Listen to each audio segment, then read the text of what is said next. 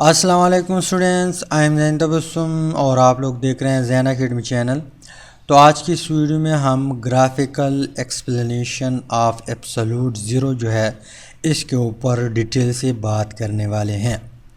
तो सबसे पहले यहाँ पे हम एब्सोल्यूट ज़ीरो जो है इसके ऊपर बात करते हैं। यहाँ पे सिर्फ मैं बताता हूँ कि एब्सोल्यूट ज़ीरो किस चीज़ को कहते हैं, ये मैं बाद में बताऊँगा कि एब्सोल्यूट ज़ीरो के ऊपर वॉल्यूम कितना होगा किसी गैस का, ये बाद में हम डिस्कस करेंगे। यहाँ पे पहले सिर्फ मैं आप लोगों को ये समझाने की कोशिश करता हूँ कि एब्सोल्यूट ज़ीरो किस चीज़ को कहते हैं। तो अगर आप लोगों को चार्ल्स लॉ याद हो, वहाँ पे उसका स्टेटमेंट कुछ इस तरह था कि the volume of a given mass is directly proportional to absolute temperature. वहाँ पे एब्सोल्यूट टेम्परेचर के साथ एब्सोल्यूट आया था, तो उस टेम्परेचर से मुराद क्या था? केल्विन। यहाँ पर भी यही कहानी है। एब्सोल्यूट ज़ीरो यानी वो टेम्परेचर जो केल्विन में हो। मैंने आप लोगों को बताया था कि टेम्परेचर के 3 यूनिट्स है, एक है केल्विन, दूसरी है सेल्सियस, तीसरी है फ़ारेनहाइट। यहाँ पे एब्सोल्यूट से क्या मुराद? केल्विन वाला टेम्परेचर, लेकिन इसके साथ ज़ीरो भी लगा हुआ है। तो यहाँ पे इसका मतलब है कि केल्विन में टेम्परेचर कितना? ज़ीरो केल्विन टेम्परेचर को हम क्या कहते हैं? एब्सोल्यूट ज़ीरो कहते हैं। समझ नहीं आई? टेम्परेचर जो है केल्विन में हम कहते हैं कि 0 डिग्री सेंटीग्रेड या डिग्री सेल्सियस या सेल्सियस अगर टेम्परेचर 0 के बराबर हो, किस यूनिट में? डिग्री सेंटीग्रेड में या डिग्री सेल्सियस में, तो ये टेम्परेचर बराबर होगा 273 केल्विन के। 273 केल्विन के। अब अगर हमारे पास टेम्परेचर केल्विन में हो, किस में हो? केल्विन में हो, और वो 0 के बराबर हो, तब यहाँ पे इस टेम्परेचर को हम नाम देते हैं एब्सोल्यूट ज़ीरो। क्या नाम देते हैं? Absolute zero. लेकिन यहाँ पे क्वेश्चन ये है कि ये जो 0 केल्विन है ये कितने सेल्सियस के बराबर होगा? तो यहाँ पे आप इसको इजीली कैलकुलेट कर सकते हैं कि अगर 0 सेल्सियस यहाँ पे 273 के बराबर है, तो माइनस डिग्री सेंटीग्रेड किसके बराबर होगा? यहाँ पे -1 डिग्री सेंटीग्रेड बराबर फिर होगा 272। यहाँ पे 0 273 के बराबर है, तो -1 272 के बराबर होगा। इसी तरह -2 किसके बराबर होगा? -2 डिग्री सेल्सियस बराबर होगा यहाँ पे 271। तो इस तरह काम करते जाए यहाँ पे -273 डिग्री सेंटीग्रेड टेम्परेचर, यहाँ पे -273 डिग्री सेंटीग्रेड है। यहाँ पे आप लोग देख ले, ये बराबर होगा 0 केल्विन के। इसको कम करते जाए, यहाँ पे इंक्रीज़ करते जाए, लेकिन इसके साथ माइनस भी लगाए, तो यहाँ पे कम करते यहाँ पे इंक्रीज़ करते तो यहाँ पे 273 डिग्री सेंटीग्रेड, लेकिन यहाँ पे -273 degree centigrade is equal to है 0 केल्विन। किसके बराबर है? 0 केल्विन के बराबर है। अब यहाँ पे 0 केल्विन या -273 डिग्री सेंटीग्रेड टेम्परेचर जो है, इसको हम क्या कहते हैं? एब्सोल्यूट ज़ीरो कहते हैं। क्या कहते हैं? एब्सोल्यूट ज़ीरो कहते हैं। यहाँ तक समझ आई होगी। अब हम आगे बढ़ते हैं कि इस टेम्परेचर पे गैस का वॉल्यूम क्या होगा। तो हम प्रीवियस वीडियो में चार्ल्स लॉ में हम डिस्कस कर चुके हैं कि जो किसी गैस का वॉल्यूम है, यानी गिवन मास ऑफ गैस, उसका मास फिक्स होता है, वो हम ऑलरेडी डिस्कस कर चुके हैं। वो डायरेक्टली प्रोपोर्शन रखता है किसके साथ? एब्सोल्यूट ज़ीरो टेम्परेचर के साथ। यानी अगर हम टेम्परेचर इंक्रीज़ करें तो वॉल्यूम इंक्रीज़ होगा, अगर हम टेम्परेचर डिक्रीज़ करें तो वॉल्यूम घटेगा। ये प्रीवियस वीडियो की बातें हैं। इसके अलावा अब हम स्टार्ट करते हैं प्रॉपरली।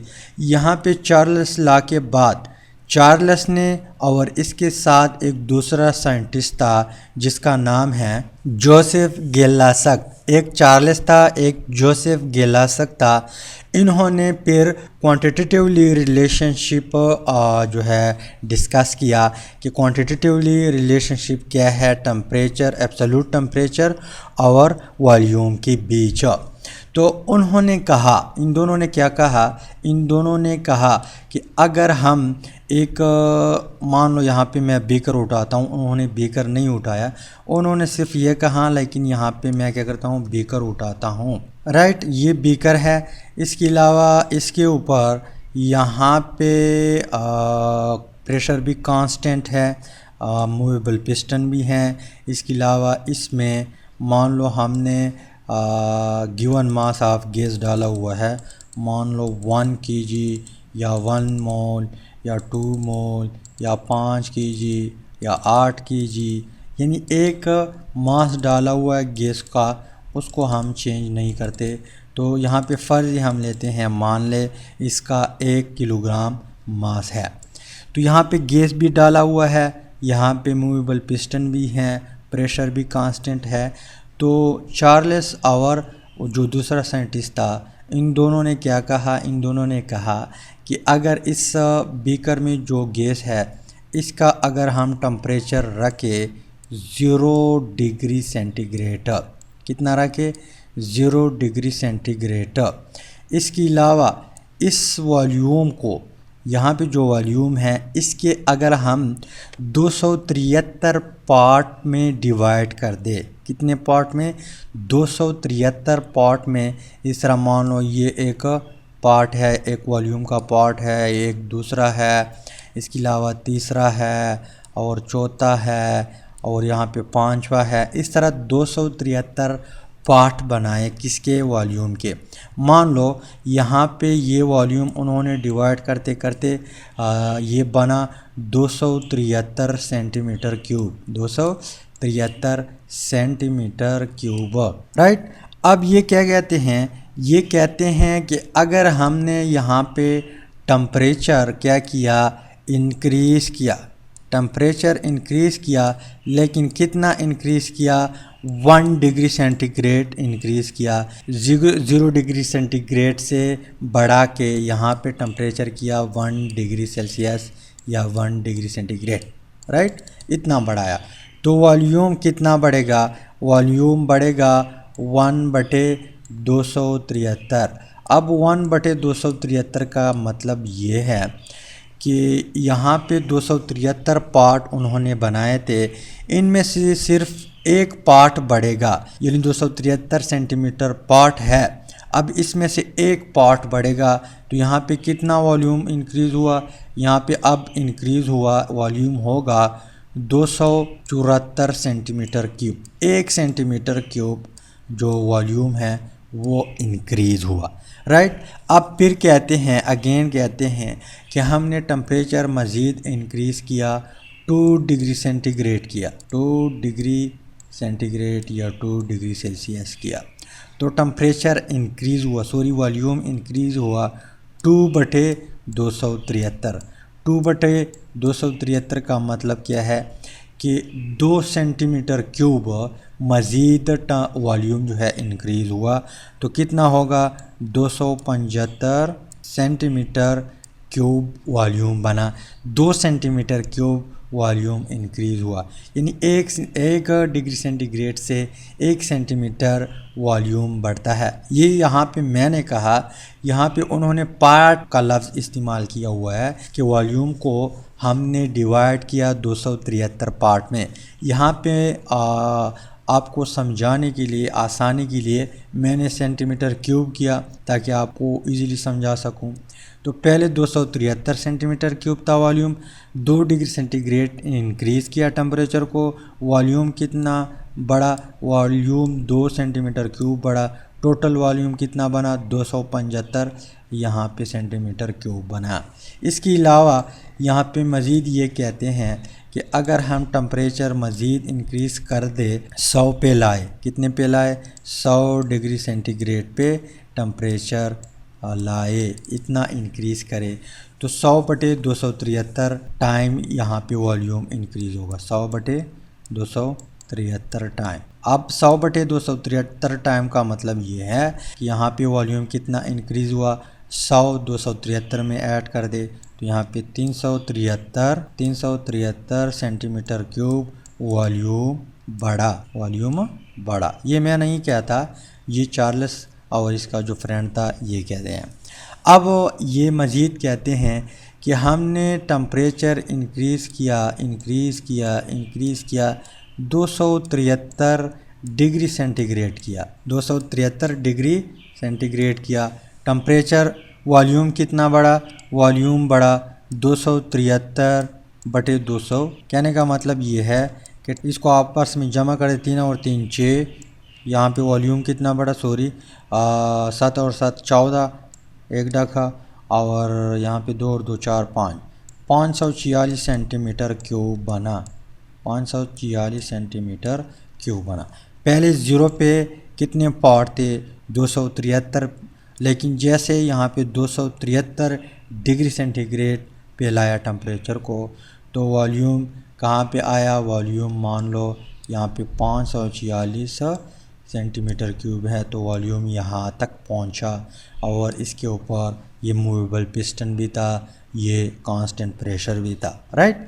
ये बात कहते हैं। इसके अलावा ये भी कहते हैं कि अगर हम टेम्परेचर को यहाँ पे 0 डिग्री सेंटीग्रेड से कम करते हैं, कितना करते हैं, -1 डिग्री सेंटीग्रेड करते हैं, -1 डिग्री सेंटीग्रेड, तो यहाँ पे बढ़ रहा था वॉल्यूम, अब वॉल्यूम घटेगा, क्योंकि आप लोगों ने ऑलरेडी पढ़ा है चार्ल्स लॉ में, volume is directly proportional to absolute temperature. यहाँ पे टेम्परेचर जो है जब हम इंक्रीज़ करते हैं तो वॉल्यूम इंक्रीज़ होगा, जब यहाँ पे टेम्परेचर हम डिक्रीज़ करते हैं तो वॉल्यूम घटेगा यहाँ पे। तो -1 पे ये कहते हैं कि ये 1/273 वॉल्यूम बनेगा, यानी 1 सेंटीमीटर क्यूब वॉल्यूम डिक्रीज़ होगा। पहले यहाँ पे था, जब हमने टेम्परेचर 1 डिग्री सेंटीग्रेड कम किया, अब वॉल्यूम यहाँ पे आया, 1 सेंटीमीटर क्यूब वॉल्यूम डिक्रीज़ हुआ। फिर हम जाते जाते यहाँ पे टेम्परेचर को -2 कर दिया, फिर -100 कर दिया, तो यहाँ पे 100 सेंटीमीटर क्यूब वॉल्यूम डिक्रीज़ हुआ, मान लो यहाँ पे आया।